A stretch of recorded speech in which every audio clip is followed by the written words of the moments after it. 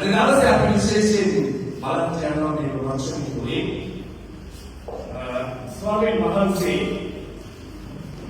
මරණය පරාජය කර නැගිට ඒ මහත් අද්විතීය බලය උන්වහන්සේ කෙලසද අත්පත් කරගන්න සහ අපේ ජීවිතවලට විනාශ කරේ කියලා අපි ඉගෙන ගන්න යනවා.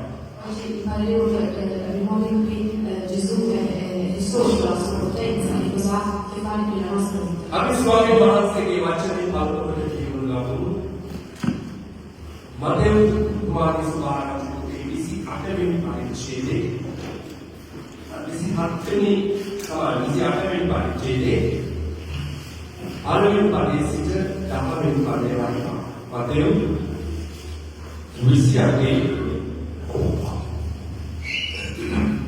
28 සබන් දවසේ නිමාණයම සතියේ පළවෙනි දවසේ දෙවියන් වේදී මක්කලයි මාරියාද අනිත් මාරියාද සොහොන්ගේ වලකියෝය එවිට මහත් පොළොව කම්පාවක් විය. මාර්තිසාද ස්වාමීන් වහන්සේගේ දූතේ ස්වර්ගයෙන් පැසෑරි ගලාහකට පෙරලා ඒ පිළිඳ ගත්තේය. ඔවුන්ගේ පෙනීම විදුලිය මෙන් වූය. ඔවුන්ගේ වස්ත්‍ර හිම මෙන් සුදුව තිබුණේය. රැකවල්ලු ඔවුන්ට බයි පෙරුණා මලවුන් සේකුත දේවදූතයා ඒ ස්ත්‍රීට කතා කරමින් බය නොවන මක්නිසාද උන්සේ ඇටිකසන ළඟ යේසුස් වහන්සේව නුඹලා සොයන වදදරිමි. උන්වහන්සේ වෙහි නැත. උන්වහන්සේ කී ලෙසම නැගුණු සේක වරෙන ස්වාමීන් වහන්සේ උන් ස්ථානයේ බලා ඉක්මනින් ගොස් උන්වහන්සේ මලවුන් නැගුණු සේක කියා උන්වහන්සේගේ මෝලයන්ට කියා බලා උන්වහන්සේ නුඹලා පළමු ගාලිලයට යසේක එහිදී නුඹලා උන්වහන්සේ දකින්නෝය බරපල්ලා නුඹලාට කීවේය එවිට උන් බයින්ද මහ ප්‍රීතියද සොහොන්ගේ ඉක්මනින් ගොස් උන්වහන්සේගේ ගෝලයන්ට දානට පිවිස දිවෝය එකල යේසුස් වහන්සේ ඕන්ට සම්බන්ධී සුදු සිද්ධ වේවායි කීසේක ඔහු ළඟට ඇවිත් උන්වහන්සේගේ පාද වැළඳගෙන උන්වහන්සේට නමස්කාර කළෝය. ඒකද යේසුස් වහන්සේ උන්ට කතා කොට බය නොවෙලා මාගේ සහෝදරයන් ළඟට ගොස් ගාලිලයට පිටත් යන්න ඕන්ට කියා පාලා එහිදී ඕන් මා දකින්නවා කීසේක ආමෙන්. ආමෙන්. ප්‍රියයන් දෙවියනි මේ වචනේ අපි මුල් පෙර දෙන්න ඕන නිසා මම මේ කොටස ප්‍රකාශ කරනවා. Visto che dobbiamo dare la prima cosa alla parola, abbiamo detto questa diversa. හැම පාස්කු ඉරිදාවකම පාස්කු මානකේකම අපි මේ කොටස කියවලා නැත්නම් හරිස් වාරච්චි වලින්යි මීට අදාළ කොටස කියවලා අපි උන්වහන්සේ මරණය පරාජය කර නැගිට සිටිය අපි සීකර කරනවා. Con Pasqua diciamo questo capitolo della risurrezione di Gesù. නමුත් අද දවසේ මම ඔබට එක්ක බෙදා ගන්න යන්නේ මේ සිද්ධිය නෙවෙයි. හැබැයි මේක පාදක වුණු උන්වහන්සේගේ ස්වර්ගීය සලස්ම මොකක්ද කියලා තමයි මම එක්ක බෙදා ගන්නේ. Non voglio parlare di questo capitolo, ma di cosa ha a che fare questo fatto nella nostra vita. මම මේ කියපු කොටස ගැන පොඩ්ඩක් අවධානය යොමු කරොත් ඔබ දකින විශේෂ දෙයක් තියෙනවා. අද කාන්තාවන්ට විශේෂ දවසක්. Amen. Se guardiamo questo capitolo, oggi è un giorno speciale per le donne. ඇයිද මම විසුවාරච්චි හතරේ කොටස් කියවල බැලුවේ දවසේ කොතනකවත් උන්වහන්සේ මරණය පරාජය කරලා නැගිටිද්දී කාන්තාවන්ට හැරපල්ලෙන් කිසිම පිළිවි කෙනෙකුට උන්වහන්සේගේ ගෝලෙක ප්‍රකාශ වුණේ නැහැ. Ora tu la stessa parola negli altri giorni negli altri libri degli apostoli e la prima persona a cui Gesù si è rivelato sono le donne. ඒ තරම් පිළිවි යේසුස් වහන්සේට ආශිර්වාද. Così tanto l'uomo ama il Signore. ඇයි කාන්තාවන්ට උන්වහන්සේ ප්‍රකාශ වුණේ විශේෂ දෙයක් නිසා නෙවෙයි මේ කාන්තාව වුණු හදවතින් උන්වහන්සේ හදගෙන. Amen. Gesù si rivela prima alle donne perché così tanto le donne amano il Signore. යෝහන්ලා පේතුරුලා උන්වහන්සේ සෝන්කට සෝනේ tempත් කරායින් පස්සේ ඔවුන්ගේ ගෙවල් වලට ගියා. හැබැයි මෙතන කියනවා මග්දලායි වගේ අනිත් මරියාද මේ ඉලිවෙන ජාතියේ උන්වහන්සේගේ කියන්නේ සතියේ පළවෙනිදා ඉරිදා උදෑසන අලුයම ඒ සෝන්ගේ ළඟට ගියා.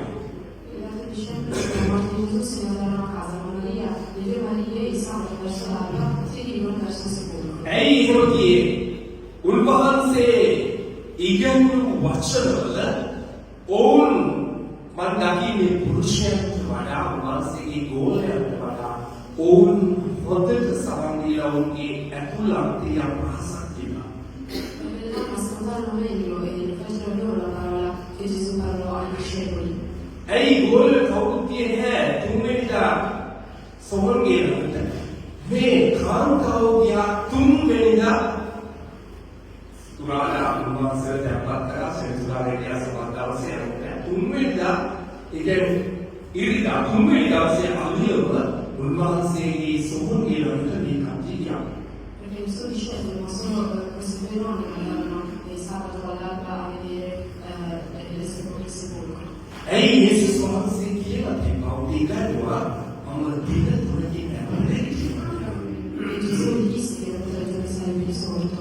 ඔවුන්ගේ හදවතේ කොයි තරම් ගැඹුරට ඒක කින් තිබුණාද කියලා අපි දන්නේ නැහැ. නමුත් යම් අදහසක් යම් හිත තුළ පැටලීමක් තිබුණා වහන්සේ මෙහෙම කිව්වා. Non sappiamo quanto profondamente loro capirono questa parola, ma ascoltarono quello che Gesù disse. නමුත් මොකද සිද්ධ වුනේ?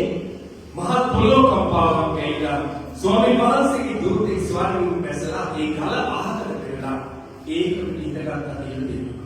Quindi cosa successe che venne un grande evento. Dio un angelo del Signore scese dal cielo e si spinte. ප්‍රාර්ථනා දේවදරුවෝ.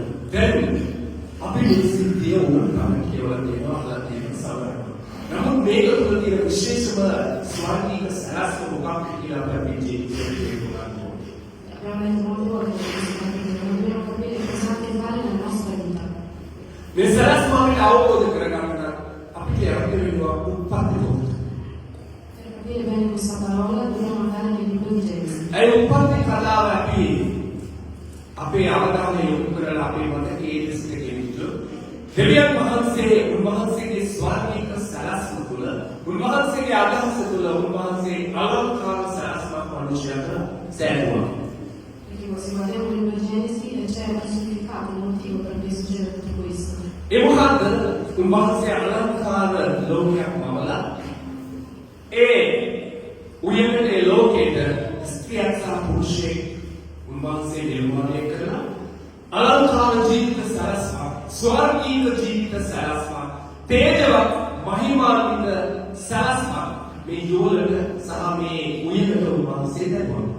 Perché Dio creò un mondo meraviglioso e si creò anche due uomini per farli vivere su questa terra. ඒක තමයි දෙවියන් වහන්සේගේ ස්වර්ගීය ආශිර්වාදමත් සලස්ව. Era quello la benedizione del Signore. නමුත් ඒ සලස්වකට විරුද්ධව මනුෂ්‍යයා නපුරාගේ නැත්නම් යක්ෂයාගේ බලපෑමට අසු වීම නිසා ඒ සලස්ව උණවුන් කරගන්නවා. Ma per via della tentazione gli uomini si allontanarono dalla benedizione. ඊට පස්සේ මොකක්ද දෙවියන් වහන්සේ උපත්ති තුනේ පහළ කියනවා. ඒකේ දරුවන විදියට යේසුස් වහන්සේ දෙවියන් වහන්සේ යක්ෂයාට සාන්ත්‍රාණ කියනවා. මම තා සහ ස්ත්‍රිය අතරේ තගේ වංශය සහ ඇගේ වංශය අතරේ සතුරුකම තමයි කියලා. Quindi qual fu la punizione? Il Signore disse che fece una maledizione al serpente nella relazione che aveva con la donna. මොකද මේ ස්ත්‍රිය යේසුස් වහන්සේගේ වංශය නැත්නම් සබ. Chi è la donna? È la generazione del Signore. දැන් මේ සතුරුකම ලැබුණේ කවුද? දෙවියන් වහන්සේ. Chi fece venire questa maledizione? Il Signore. දෙවියන් වහන්සේගේ සලස්ම යක්ෂයා අවුල් කිරීම මත ඒකේ විපාකයේ විදියට මනුෂ්‍යයාට දෙවියන් වහන්සේ යක්ෂයාට දෙදෙනා අතරම කවුද සතුරුකම නැති දෙවියන් වහන්සේමයි. Quindi chi è stato a far venire questa rivalità fu sempre il Signore. දැන් දෙවියන් වහන්සේ ලැබුවා වූ සතුරුකම තුළ එදා බලමින්ලු ලෝකයේම ඒ බලපෑම යක්ෂයාගේ බලපෑම ඒ සභාවට සහ මේ දෙවියන් වහන්සේගේ සභාවට නැත්නම් දෙවියන් වහන්සේගේ වංශයට යේසුස් වහන්සේගේ වංශයට සහ නපුරාට අතර ගැටුමක් තිබුණා. Quindi fin dall'inizio, fin dall'inizio dei tempi c'è questa rivalità, questa maledizione che viene fatta al serpente rispetto alla donna. දැන් මේ විදිහට ක්‍රියාත්මක වෙගෙන යද්දී දෙවියන් වහන්සේගේ ඊළඟ සලස්ම මොකක්ද වුනේ? Quindi qual fu il piano successivo del Signore? මනුෂ්‍යයාට විරුද්ධව ඇති කරනු ලබන සියලුම ඒ බලපෑම, ඒ යක්ෂයාගේ බලපෑම පරාජය කරන්න තියෙන එකම හැකියාව ශක්තිය කිසිම මනුෂ්‍යයෙක් සතුව නැහැ. Nessun uomo ha la potenza di opporsi alla tentazione del serpente. ඒ සතුරුකම ඉවත් කරන්න තියෙන බලය අධිකාරීත්වයේ තියෙන දෙවියන් වහන්සේට විතරයි. Solo Dio può liberarci da questa cosa. ඇයි ඒ සතුරුකම තැබුවේ කවුද? මනුෂ්‍යයයි. ඒ සතුරුකම තැබුවේ දෙවියන් වහන්සේ. Perché questa rivalità sostiene Dio. උපත් තුනේ පහළ වුණොත් ඒක පැහැදිලිව කියනවා මම තාස් අගේ වංශය සහ ඇගේ වංශය අතර සතුරුකම තමයි. කවුද දෙවියන් වහන්සේ? එහෙනම් ඒ තවපු සතුරුකම ඉවත් කරන්න ඕනේ දෙවියන් වහන්සේමයි. ඒ උදෙසා දෙවියන් වහන්සේගේ සලස්මුනේ මොකද්ද? ජේසුස් වහන්සේව මේ ලෝකෙට එවලා උන්වහන්සේ තුලින් මේ සකල මනුෂ්‍ය වර්ගයාට මේ වද පෙන්වීම දීලා ඒ ආශිර්වාදවත් සලස්මුන් නැවත උන්වහන්සේට ස්ථාපිත කරන්න උනා. Quindi per rimuovere questa maledizione il piano del Signore è mandare Gesù. Posso vedere? දැන් ඒ සලස්ම සිද්ධ වෙනකන් එදා හිටිය පරණියුස්ගේ වහන්සේගේ මනුෂ්‍ය අනාගතවතුරු පූජකයෝ කරේ තාවකාලික ක්‍රියා යෙදුවා මේ සතුරුකමෙන් නිදහස් වෙන්න. Gli uomini una volta cercavano di fare loro qualcosa per togliere questa rivalità. ඒක කොහොමද වුන් කරේ?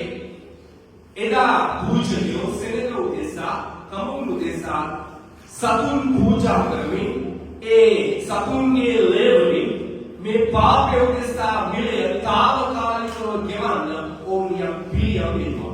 Quindi i sacerdoti una volta cercavano di fare dei sacrifici di animali per questa cosa, per togliere නමුත් ඒක ප්‍රමාණවත් මේ නැහැ දෙවියන් වහන්සේගේ ස්වර්ගික සැලැස්ම නැවත සම්පූර්ණ කරන්න. questo non era abbastanza perché il piano di Dio si avverasse. ඇයි ඒක ප්‍රමාණවත් වුණේ නැත්තේ ඒ ස්වර්ගික සැලැස්ම සම්පූර්ණ කරන්න? Perché non fu abbastanza questa cosa? Perché Dio aveva un suo piano. ඉතාම උදේ මේ අහගන්න ඉතා වටින දෙයක්. මොකද මේක තුල තමයි දෙවියන් වහන්සේගේ ස්වර්ගික සැලැස්ම මේ ජීවිතය සම්පූර්ණ වෙන්නේ. Ascoltate bene perché se non ascoltate questo capirete qual era il piano del Signore dall'inizio. උන්වහන්සේ තම සතුරුකම ඉවත් කරන්න ඕනේ උන්වහන්සේමයි. Quindi la rivalità che ha creato il Signore la può togliere solo il Signore. අපි පෙරලමු දෙවෙනි කොරින්ථයේ 5 වෙනි පරිච්ඡේදයේ 21 වෙනි පදයේ කියවන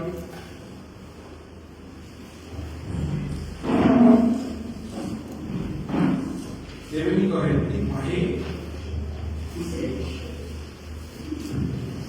අප උන්වහන්සේ තුළ දෙවියන් වහන්සේගේ ධර්මිෂ්ඨකම වන පිණිස පාපයක් නොදන්නා වූ උන්වහන්සේ අප වෙනුවට පාපය වෙන්න දෙවියන් වහන්සේ සැලසුසේක.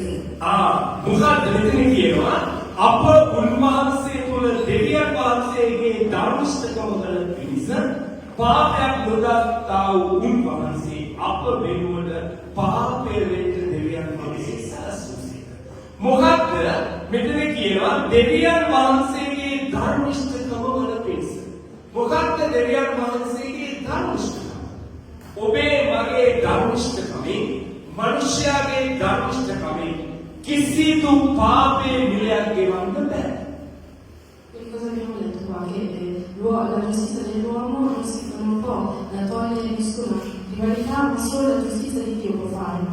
සකල මනුෂ්‍ය වර්ගයාගේම පාපය උදෙසා ඒ ධර්මිෂ්ඨකම නැවත හදන්න ඕනේ මනුෂ්‍යයාගේ යහපත් කටයුතු වලින් නැත්නම් මනුෂ්‍යයාගේ පොද චර්යාවෙන් ඔවුන්ගේ හැසිරීම වලින් මේ ධර්මිෂ්ඨකම සිදු කරන්න බෑ. Quindi questa giustizia non può essere avverata dai piani degli uomini. දෙවියන් වහන්සේ තැබුවා වූ සතුටුකම නැති කරන්න නම් නැවත දෙවියන් වහන්සේටම අවශ්‍යයි ඒ ධර්මිෂ්ඨකම කරන්න. පැහැදිලිද? Quindi la contesa che ha creato il Signore può fare sul Signore. දෙවියන් වහන්සේ මිනිසයන් නැත්නම් සමාව සහ යක්ෂයා අතර කපුටු සමුකම නැවත ඒක ධර්මිෂ්ඨකමට හරවන්න මිනිසයාගේ යහපත් ගතිගුණ වලින් නැත්නම් මිනිසයාගේ යහපත්කම් වලින් මිනිසයාගේ ධර්මිෂ්ඨකමින් කිසිසේත් හැකියාවක් නැහැ. ඒක කරන්න ඕනේ දෙවියන් වහන්සේගේම ධර්මිෂ්ඨකම. Quindi non può essere fatto niente con la giustizia dell'uomo, con la sua umanità, con la sua volontà, ma solo con la giustizia del Signore. ඒ දෙවියන් වහන්සේගේ ධර්මිෂ්ඨකම තමයි උන්වහන්සේගේ පුත්‍රෝ ජේසුස් වහන්සේ අප උදෙසා පාපයක් වෙන්න සාස් කළා පූජාවක් කරලා උන්වහන්සේ අර උප්පත්ති තුනේ පහළ තැබුවා වූ ඒ සතුටුකම ඉවත් කරන පිණිස උන්වහන්සේව ධර්මිෂ්ඨකම සූදානම් කරා ඒ ජේසුස් වහන්සේගේ මරණය කරනකොට. ආමේන්. තේරුණාද? Quindi giustizia viene fatta tramite il piano e la volontà del Signore mandando Gesù sulla terra che si sacrificò per noi. ඒකයි මෙතන කිව්වේ පාපයක් නොදත්තා වූ උන්වහන්සේ අප වෙනුවට පාපය වෙන්න දෙවියන් වහන්සේ සලස්වා. Dio ha fatto sì che noi che eravamo peccatori, Gesù prendesse su di lui tutti i nostri peccati. ප්‍රයාදන දේවදරුනි දෙවියන් වහන්සේ මේ ලෝකයේ මොකක්ද උන්වහන්සේ ලැබුවේ ස්වර්ගික ආශිර්වාදමත් සලස්ව කොයිතරම් ගැඹුරු කොයිතරම් ස්ථීර කොයිතරම් තේජවත් එකක්ද කියන දේ ඔබට අවබෝධ වෙන්න ඕනේ. ඇයි කිසිදු මනුෂ්‍යයාගේ යහපත් ක්‍රියාවලින් ධර්මිෂ්ඨකම් වලින් ඒක උරුම කරගන්න බෑ. ජේසුස් වහන්සේගේ ඒ ශුද්ධ රුධිරයේ වැගීම කරනකොටගෙන පවරමයි ඒ ධර්මිෂ්ඨකම නැවත ගේන්න පුළුවන්. Amen. L'uomo non può imitare la benedizione del Signore con la sua volontà, ma c'è stato sempre bisogno del sacrificio di Gesù Cristo. ඒ නිසාම තමයි දෙවියන් වහන්සේ සැලසුම් කරේ මගේම ධර්මිෂ්ඨකම දැනුම් ආපහු ගෙනව මෙතන. Per questo Dio ha deciso di portare sempre la sua giustizia. ඒකයි මේ ලෝකේ අපි ප්‍රකාශ කරන්නේ. මේ ලෝකයේ ජීවත් වෙන කිසිම ධර්මතාවයක කිසිම මනුෂ්‍යයාගේ ධර්මිෂ්ඨකම कोई තරම් යහපත්ව පරිපූර්ණ ජීවත් වුණා කිව්වා. එයාට ඒ ස්වර්ගික ආශිර්වාදවත් සලස්ව උරුම කරගන්න බෑ. මේ යේසුස් වහන්සේගේ කුරුස පූජාව පිළි නොගන්නවා. Quindi nessuno può avere una benedizione dal Signore anche se vive giustamente e bravo, questo non è possibile. අද මේ ලෝකේ වර්තමානයේ අපි මම දැන් ඊයේ නිවුස් බලනකොට ඕම කනගාටු වෙනවා. කොයි තරම් මිනිස්සු තමුන්ගේ නොදැනුවත්කම නිසා ජීවමාන නොවන දෙයක් ජීවමානයයි නමස්කාර කරමින් යනවා. Ero molto provato quando io ho guardato il telegiornale e ho visto come le persone cercano di far viva una cosa che non è viva. නමුත් ජීවමාන එකම කෙනා යේසුස් වහන්සේ පමණයි. Perché lui Amen. è Gesù Cristo. ආමේන්. Amen. අද වගේ දවසක් අනේ ආමේන් කියන්නේ නැත්නම් ප්‍රීතිය දෙවියන් වහන්සේ නමස්කාර කරන්න නැත්නම් අත්පුරුෂනාදයෙන් දෙන්න නැත්නම් අපි කවුද? අර ඊට වඩා වගේ නිවුස් බලන ඒ මිනිස්සු බොහොම වැගෑපත්ව වෙවුලමින් කියනවා. බෝ අපි වැඩි ඉස්සලා මෙහෙම මේ උනා냐 අර පයිසෙක අම්මලා දිහා. ඔබ අනිත් අපියෝ ඊළඟදී අහගන්නකො දැන් දෙවියන් වහන්සේගේ ධර්මිෂ්ඨකම මොකද්ද? උන්වහන්සේගේ පුත්‍ර වූ ජේසුස් ක්‍රිස්තුස් වහන්සේව පූජා කිරීම. හරි? ඊට පස්සේ මොකද ඊළඟ දෙවියන් වහන්සේගේ සැලසුම? දැන් උන්වහන්සේගේ ධර්මිෂ්ඨකම උන්වහන්සේ සම්පූර්ණ කරා. ඊළඟට මේකේ මොකද්ද? ඊළඟ සැලසුම කියන දේ තමයි අපි අවබෝධ කරගන්න. Il primo piano del Signore era il sacrificio di Gesù. Adesso quello che viene successivamente che cos'è? ප්‍රයාස දේවදරුවෝ ඔබ දන්නවද දෙවියන් වහන්සේ හැදුවේ ස්වර්ගීය සැලැස්මට තමයි උන්වහන්සේ නැවත අපව ගන්නේ. ආදම් සහ ඒව උන්වහන්සේගේ තේජසින් පූර්ණ සැලැස්මට උන්වහන්සේ හැදුවට එතන කියනවා ආදම් සහ ඒව නග්නව වස්තුව හිටිය නමුත් ඔවුන් ලැජ්ජා වුණේ නැහැ. පැහැදිලිද? Il Signore sta cercando di riportarci alla gloria in cui l'uomo era all'inizio. ඒ කොහොමද? දෙවියන් වහන්සේගේ තේජවත් ස්වභාවය ඔවුන් තුල තිබුණා. Perché Dio ha lasciato la sua natura nell'uomo. දැන් මේ තේජවත් මහිමෙන් පිරුණු ජීවිත යක්ෂයාගේ ක්‍රියාව නිසා ඒ තේජස නැතුව ගියා. නමුත් උන්වහන්සේට ඕන වුණා නැවත ඒ තේජස මනුෂ්‍යව ගේන්න, උන්වහන්සේගේ දරුවන්ව ගේන්න. ඒකට අවශ්‍ය කරන ධර්මිෂ්ඨකම දෙවියන් වහන්සේම සැලසුම් කරා උන්වහන්සේගේ පුත්‍රයාව පූජා කළ සමගි කිරීමක් කරන්න. ඒ කිරීම මත නැවත උන්වහන්සේ මොකද කරන්න යන්නේ ඔබ දන්නවද? ඔබ නැවත ඒ ස්වර්ගීය තේජවත් ශරීරය තුළට උන්වහන්සේ නැවත ගේ කියනවා. Quindi la gloria del Signore è stata posta quando l'uomo ha peccato e poi il piano del Signore è stato quello di portare Gesù che si è sacrificato per noi, in modo che noi torniamo di nuovo alla gloria che eravamo all'inizio. ඒ ගෙනේම තහවුරු කරන ස්ථීර කරන දවස තමයි උන්වහන්සේ මලවුන් පරාජය කර නැගිට දවස. Il giorno in cui si Amen. Questo è quando Gesù è risorto. කොහොමද මම ඒක කියන්නේ? ඔබ මෙන්න මේක කල්පනා කරන්න.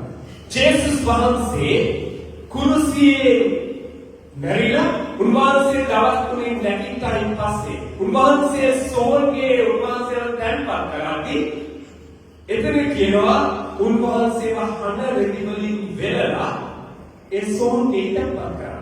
Come faccio a dire questo?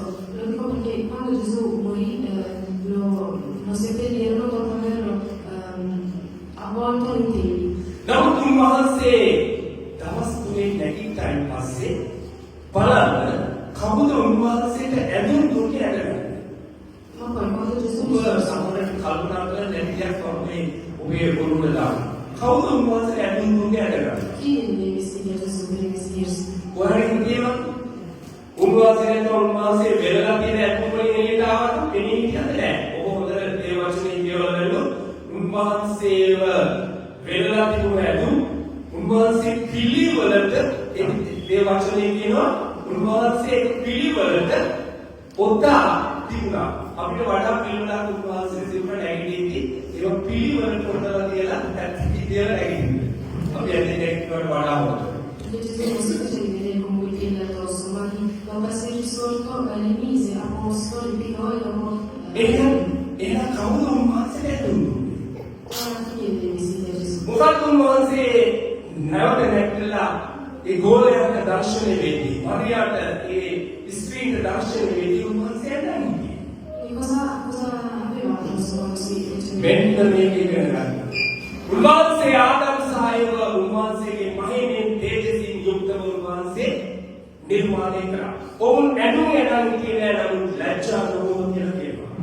Sappiamo che Adamo e Eva erano ricoperti non da vestiti ma dalla gloria del Signore. එහෙමනම් ප්‍රියාදර දේවදරුවනි දෙවියන් වහන්සේ නැවත උන්වහන්සේ ගෙනාවේ ජේසුස් වහන්සේ මරණයෙන් නැගිට්ටේ එදා ආදම් සහ ඒව දෙවියන් වහන්සේගේ මහිමේ තේජසින් පිරුණු ස්වභාවයෙන් සිටියාද අන්නේ ස්වභාවය තමයි උන්වහන්සේ නැවත අරගෙන ආවේ.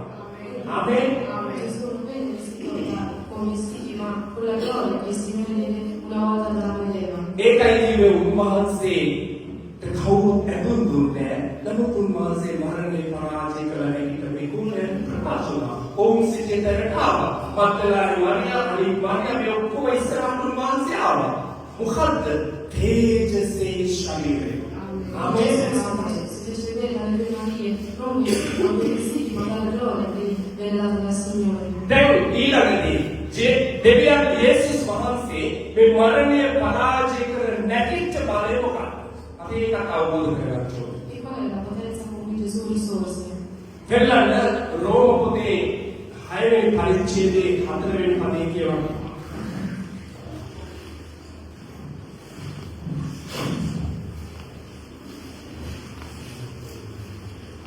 එබැවින් ඉසුස් වහන්සේ පියාණන් වහන්සේගේ මහිමේ කර්ම කොටගෙන මලමුකින් මෙඩළු ලැබුවාසේම අපි ජීවිතයේ අලුත්කමින් හැසිරෙන පිණිස මරණය තුළට බෞද්ධස්නය කර්ම කොටගෙන උන්වහන්සේ සමග තැන්පත් කරනු ලැබුණු. ආමේන්. මෙතන කියනවා එබැවින් බුදුරජාණන් එබැවින් ක්‍රිස්තුස් වහන්සේ පියාණන් වහන්සේගේ මහිමේ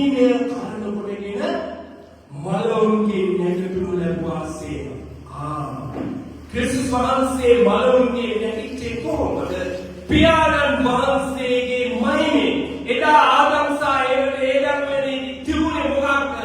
දෙවියන් වහන්සේගේ මහිමය. ඒ මහිමය නිසා තමයි ඔවුන් අලංකාර වේදවත් ශරීරයක් ඇතුළු සිටියේ.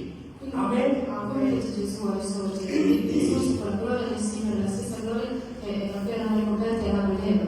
ඒ මහිමෙන් තමයි යේසුස් ක්‍රිස්තුස් වහන්සේව දෙවියන් වහන්සේ නැගිටුවේ ඒ ස්වභාවය.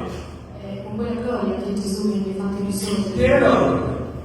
එතන කියනවා එබැවින් පියාණන් වහන්සේ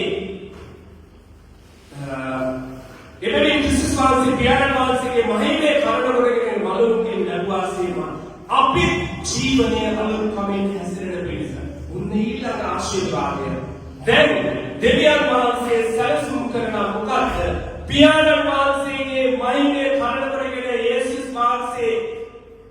යේසුස් වහන්සේව නැගිටුවා වගේම ඒ ජීවනයේ අලුත්කමින් අපි හැසිරෙන්න දෙවියන් වහන්සේ සැලසුම් කරලා තියෙනවා. Amen. Amen. La volontà del Signore. Così come Gesù viene fatto risorgere con la sua gloria, e anche noi viviamo con la gloria del Signore. ප්‍රයාණ දේවදරුවනි, මේ ආශිර්වාදම හරියටම මේ රහස අල්ලගන්න. අපි කිතුමාගේ ජීවිත ජය ගන්න බැරි වෙලා ඉන්නේ. උන් දේව වචනේ හරියම රහස තමුන්ගේ ජීවිතය තුළ අදාළ කරගන්න නැති නිසා ඒක ක්‍රියාත්මක වෙන්නේ නැහැ. Al giorno d'oggi le persone non hanno la vera benedizione del Signore perché non hanno capito questa gloria del Signore. නමුත් දෙවියන් වහන්සේගේ සැලැස්මේ මොකද්ද? ඒ ජීවනයේ අලුත්කමින් අපි හැසිරෙන පිණිස කොහොමද මරණය පරාජය කරලා නැගිට්ට ක්‍රිස්තුස් වහන්සේ දෙවියන් වහන්සේගේ මහිමෙන් ඒකම වහන්සේ අදාළ කරනවා අපේ ජීවිතවලට උඹලගේ ජීවනයේ අලුත්කමින් හැසිරෙන්න අවශ්‍යයි කියලා. Quindi la volontà di Dio è che anche noi viviamo con la stessa mentalità Ad magari- a Gesù. මාතෘකාව ජීවනයේ අලුත්කමින් ජීවනයේ අලුත්කම. Quindi anche il mio titolo di oggi è Vitalità, ජීවනයේ අලුත්කම. nuova vitalità. දැන් ඒකම බලන්න එතන කියන ජීවනයේ අලුත්කමින් හැසිරෙන පිණිස මරණය තුළට බෞද්ධ කාර්යවල මානසික සම්බන්ධයක්. Quindi Gesù, Dio confermò questa cosa tramite il battesimo del Signore. ප්‍රියතම දේවදරුවනි, දැන් දෙවියන් වහන්සේට අවශ්‍ය වුණ මොකක්ද? නැවත මනුෂ්‍යයව උන්වහන්සේගේ පළවෙනි ස්වර්ගීය සැලැස්මට ඇතුළත් කරන්න. ඒක අසාර්ථකයි පස්සේ උන්වහන්සේගේ සැලැස්ම යේසුස් වහන්සේව කුරුසියේ පූජා කරලා ඒ මරණය ස්ථාපිත කරලා ඒකේ ධර්මිෂ්ඨකම වල දෙවියන් වහන්සේගේ ධර්මිෂ්ඨකම දැනට ස්ථාපිත කරලා අපේ ස්වර්ගීය සැලැස්මට ඇතුල් කරනවා. ඒක ස්ථාපිත කරේ කොහොමද? ඒක තහවුරු කරේ කොහොමද? මිලේ දෙවුවා යේසුස් වහන්සේ ඒ මරණය වින්දා කිසිකුරාලා ඒක සැලකුවා. අද තමයි ඒක ස්ථීර කරපු දවස වහන්සේ නැවත උත්සාහ දෙන්නේ. Quindi l'uomo verso la sua gloria quando l'inizio della creazione e per questo Dio mandò Gesù Cristo che ci chiede la vitalità, la stessa vitalità che dobbiamo avere secondo la volontà del Signore. මොකද්ද නැවත උත්සාහ වීම කියන්නේ? නැවත උන්වහන්සේ ඒ නම් වියලේ අසාර්ථක වූ ඒ සැලැස්ම ඔන්න උන්වහන්සේ අද දවසේ නැවත ස්ථාපිත කරා. ආමේන්. මේක තමයි උන්වහන්සේගේ ස්වර්ගීය සැලැස්මේ ආශිර්වාදය. Ed è questa la volontà che conferma il Signore tramite la risurrezione di Gesù Cristo. එතනින් පස්සේ ඔබ බලන්න කොතනකවත් යේසුස් වහන්සේ මරණය පරාජය කර නැගිට්ටාට පස්සේ දවස් 40ක් ඔවුන්ට පෙනී හිටියා කියලා මේ වචනේ කියනවා. E la croce che dopo la risurrezione di Gesù Cristo උන්වහන්සේ ආගන්නේ උන්වහන්සේ තමුන්ගේ ගෙදරට ගිහිල්ලා ඊට පස්සේ මම බලන්න ඒවා එකක්වත් තිබුණේ නැහැ. උන්වහන්සේ මේ වගේ කාමරයක් ඇතුලේ උන්වහන්සේගේ ගෝලෙද්දි දොර වහලා තියෙන උන්වහන්සේ ඇතුලට ආවා. ඒ විතරක් නෙවෙයි උන්වහන්සේ කිව්ව ඇතුම් අමුතු ඇතුම් යනවා කියන්නේ. නමුත් උන්වහන්සේ කෑවා උන්වහන්සේගේ වචනේ දිනවා කන්ත බලලා වුණාද තියෙන්නේ. ඒ වචන කියවල ඇති වැදුම් මාරු කැලල උන්වහන්සේට තුන්නා කියලා දෙනවා. ඕන් ඉදිරියේ උන්වහන්සේක කෑවා කියලා දෙනවා. Quindi Gesù dopo la risurrezione non andò a casa sua attraverso la madre, ma stesse con i discepoli e mangiò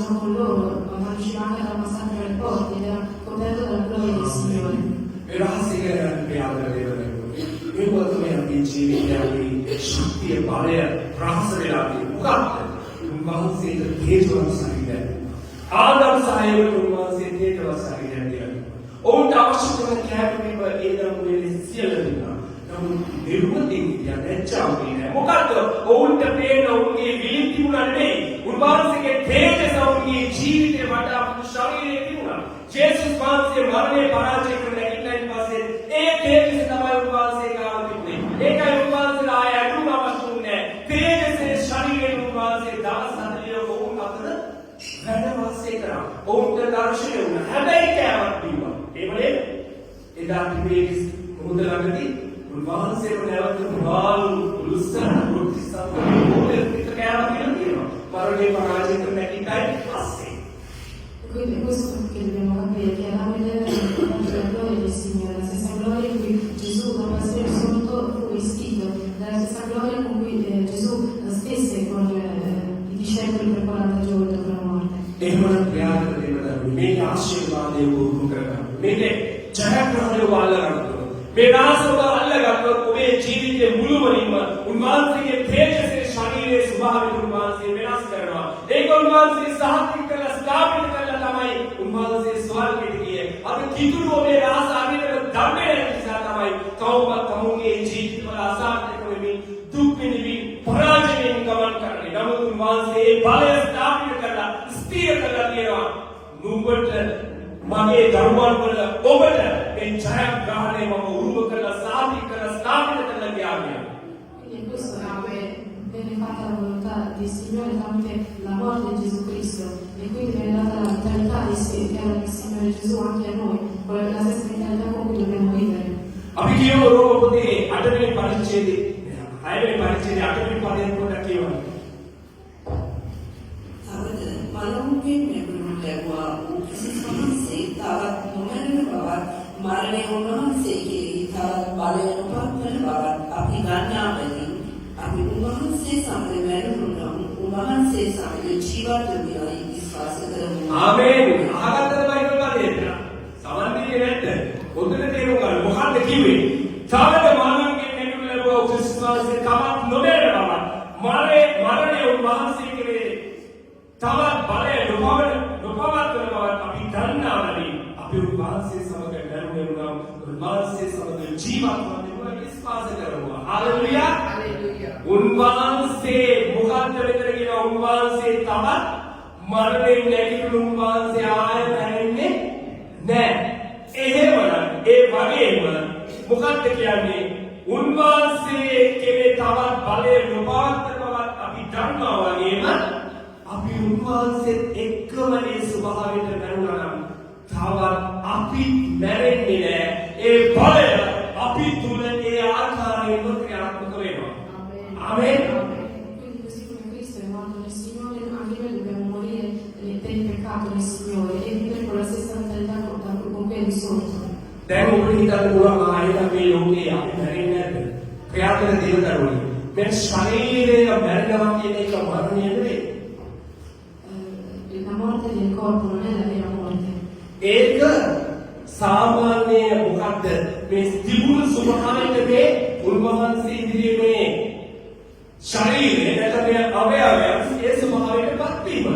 නමුත් මරණය කියන්නේ ඊට වඩා බලවත් තිබුණු දෙයක්. මොකක්ද උන්වහන්සේගේ ස්වර්ගික සරස්ව එදා යක්ෂයා ආදම් සායව රවට්ටලා නැති කරේ ඒ බලවත් වූ ජීවමානව පවතිනා උදේ තමයි නැති කරේ. ඒක තමයි මරණය.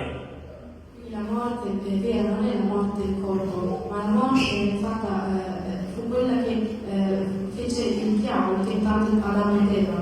නමුත් උන්වහන්සේ නැවත නැගිටලා ස්ථාපිත කරේ මොකක්ද? ඒ මරණය ඉවත් කරලා උන්වහන්සේගේ තේජවත් මහිමේ ඒ ආශිර්වාදවත් සදාකාල ජීවනය තමයි උන්වහන්සේ ස්ථාපිත කරේ අපේ ජීවිතවල. ආමේන්. Quindi tramite la morte di Gesù Cristo Dio annullò la morte di ඒකයි කිව්වේ මලුන් පරාජය කළ නැතිට ක්‍රිස්තුස් වහන්සේ ආයෙ මැරෙන්නේ නැහැ වගේම ඒක උන්වහන්සේත් එක්ක අපිත් ඒ ස්වභාවයටපත් වුණා නම් අපි ආයෙ මැරෙන්නේ නැහැ. ආමේන්. ඒ තේජසේ ශරීරය තමයි සැබෑ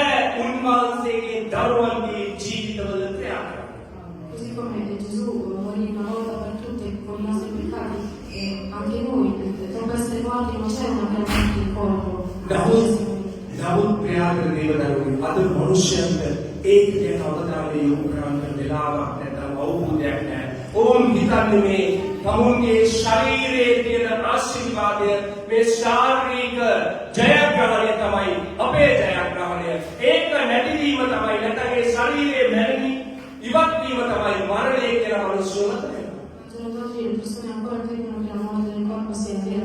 නමුත් ඔබට තේරෙනවද දෙවියන් වහන්සේගේ ස්වර්ගික සැලැස්මේ ආශිර්වාදයේ මහිමේ තේජස කියන්නේ මොකක්ද කියලා? ඒකම කියවන්න පොඩක් දෙවෙනි කොරින්ති 5:14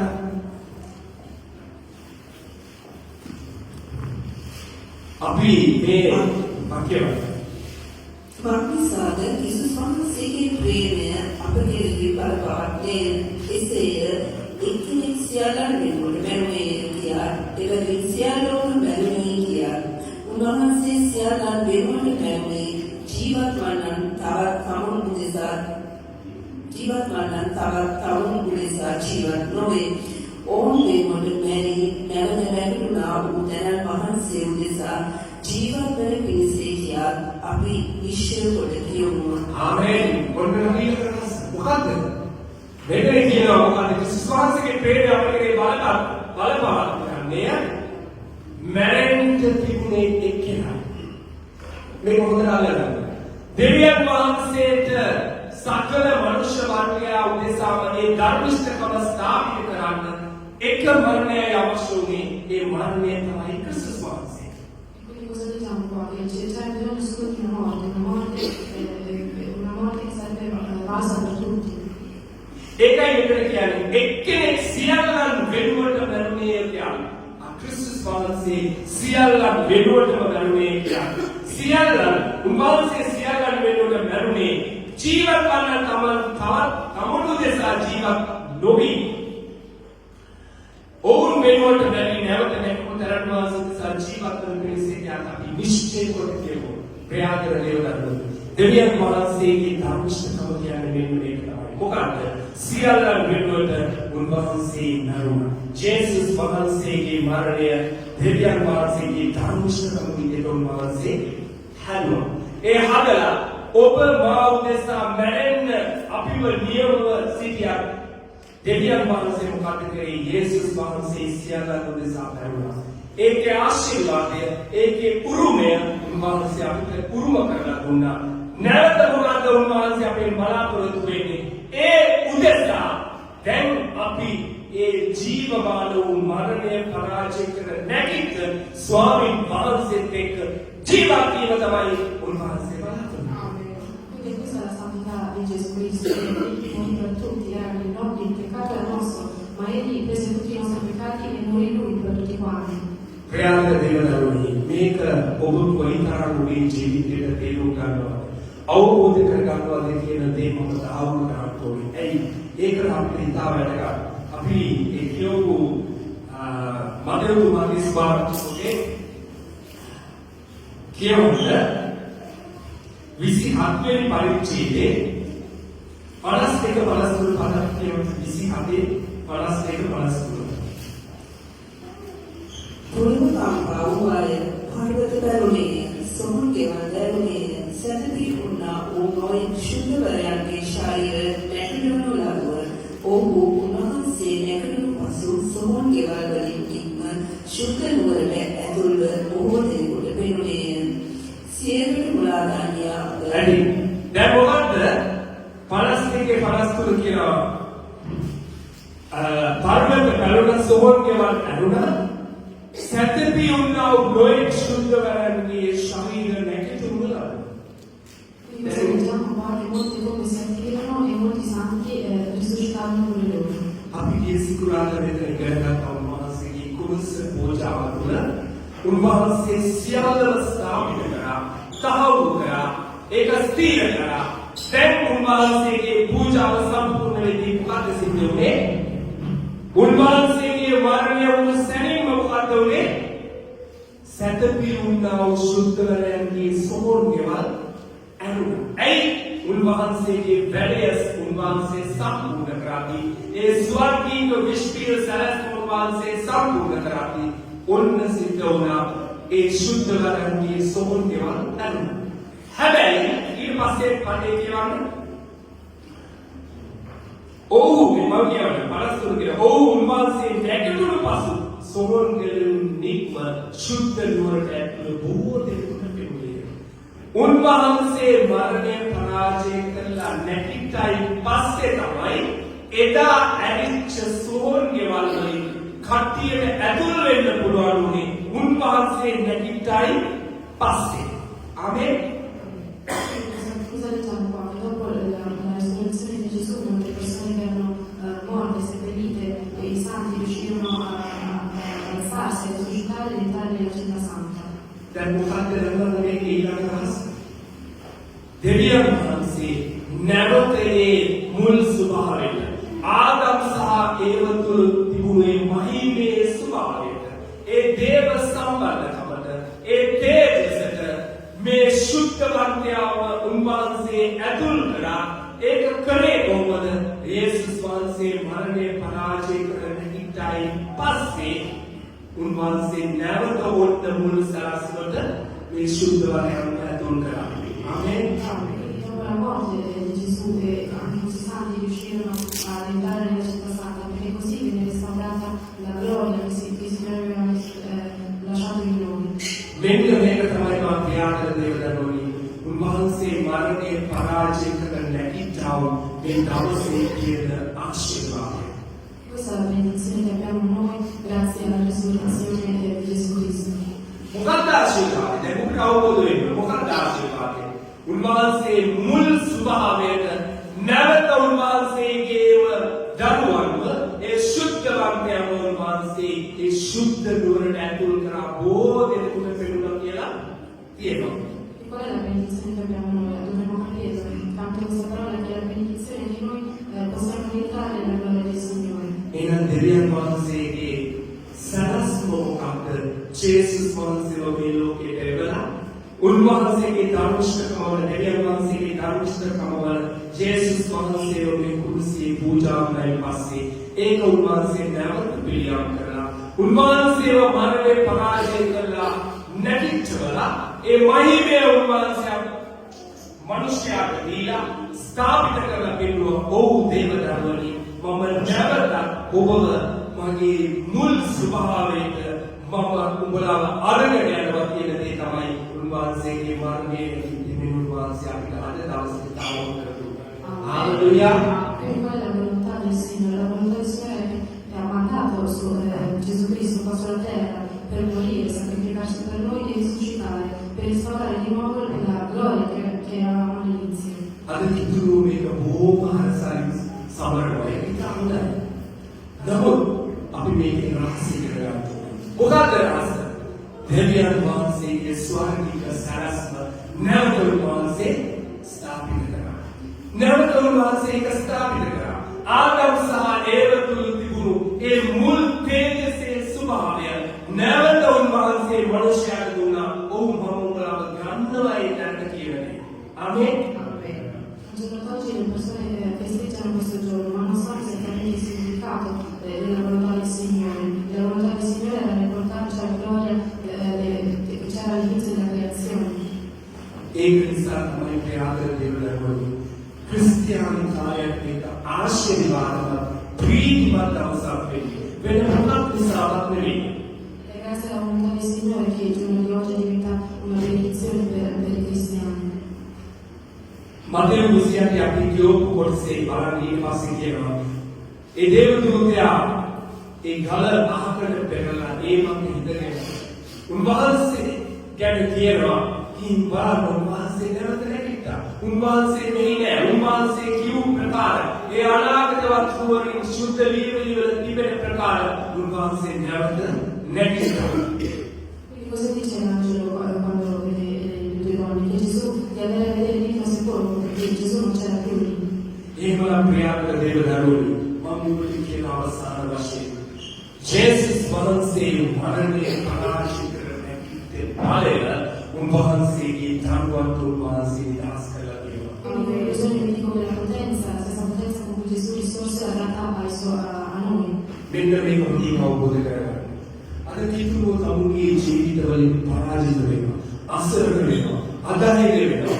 පසුබසිනවා. කලකිරෙනවා. මේ ඔක්කොම වෙන්නේ ඇයිද කියලා ඔබ දන්නවා. Sapete perché al giorno d'oggi i cristiani si scoraggiano? ඔබ මේක තේරුම් ගත්තොත් අද ඉඳලා ඔබේ ජීවිතය ක්‍රිස්තුස් වහන්සේ මරණය පරාජය කර නැගිට බලය ඔබේ ජීවිතය තුළ ක්‍රියාත්මක වෙන්න පටන් ගන්නවා. Allora, se capiamo questa parola, la potenza con cui Gesù è risorto comincia a funzionare anche dentro di noi. ඒ මොකක්ද? ක්‍රිස්තුස් මරණය පරාජය කර නැගිට උන්වහන්සේ තවත් නැගිටින්නේ. Perché? Perché Gesù che è morto non morirà più. ඒ වගේම අපි උන්වහන්සේ සමග පාපයට මැරුණා නම් පාපය අපේ ජීවිතේ තවත් බලපෑම් ගන්න අපිට දෙන්නේ නැත්නම් එදා ඉඳලා මොකක්ද ක්‍රියාත්මක වෙන්නේ? යේසුස් වහන්සේ මරණය පරාජය කර නැගිට ඒ බලය එදා පටන් ඔබේ ජීවිතේ සදාකාලිකව උන්වහන්සේගේ රාජ්‍යයට යනකම් අධිකාරීත්වයෙන් යුක්තව ඔබ තුළ ක්‍රියා කරනවා. Se siamo venuti per moriamo nel Hallelujah! ප්‍රයාස දේවදරුනි එන්නේ ඒක තමයි බලය, ඒක තමයි ආශිර්වාදය, ඒක තමයි ජයග්‍රහණය. මේ ලෝකේ කිසිදු මිනිසෙකුට අත්කරගන්න බැරි ජයග්‍රහයි ඒ උතුම් ආශිර්වාදවත් සලස්තු කියන්නේ උන්වහන්සේගේ දරුවන් වල තිබුණාට පමණයි. questa gloria, la vincita e la potenza che abbiamo nel Signore. එනම් ඔබේ වගකීම මොකක්ද? තවත් මන් තුල පාපයට ඉඩ නැහැ. තවත් මන් තුල පාපෙට ඉඩ නැහැ. මන් තුල ක්‍රියාත්මක වෙන්නේ මනෝන් පරාජය කර නැගිට ඒ උන්වහන්සේගේ මහිමය පමණයි. ඒ මහිමයට යටත් වන කිසිදු බලයක් අධිකාරීත්වයක් කිසිදු පරාජය කරන්න බලයක් මේ ලෝකේ කොහෙවත් නැහැ. ඒ මරණය පරාජය කර නැගිට ස්වාමීන් වහන්සේගේ බලය මගේ ජීවිතය තුළ ක්‍රියාත්මක වෙනවා. ඒ කරුණ කරගෙන මම මේ ජීවිත ගමන ජයග්‍රහී උන්වහන්සේගේ දරුවෙක් විදිහට යනවා කියන දේ තමයි උන්වහන්සේ මේ දවසේ තාවු කරන්නේ. Amen. Il significato di oggi è che dentro di voi deve esserci la potenza e la gloria del Signore. එනම් ප්‍රයාණ දේවදරුනි අපි උන්වහන්සේ තුළ තියෙමු ස්වාමීනි. ඔව් මම මගේ ජීවිතය අද දවසේ පටන් ඔබට බාර දෙනවා. මරණය පරාජය කර නැගිට ඒ අධිකාරී බලය තමයි අද ඉඳලා මගේ ජීවිතේ ක්‍රියාත්මක වෙන්නේ. එතනින් එහා කිසිදු තවත් පාපකාරී ස්වභාවයක් මන් තුළ බලපාත් කරන්නේ නැහැ. ඔබ වහන්සේගේ දරුවා ඔබට ස්තුති කියලා අපි ස්වාමීන් වහන්සේට කියමු. හාලෙලූයා. හෝලියාබා කච්චදෝරියන්දලවරයික. හාලෙලූයා. අපි ගායනා කරමු. උත්තර වූ ජේසුනේ. ලිමිකෝරණ භා දෝරණ කච්චදෝරියන්දලවිය. අපි ඔබට නමස්කාර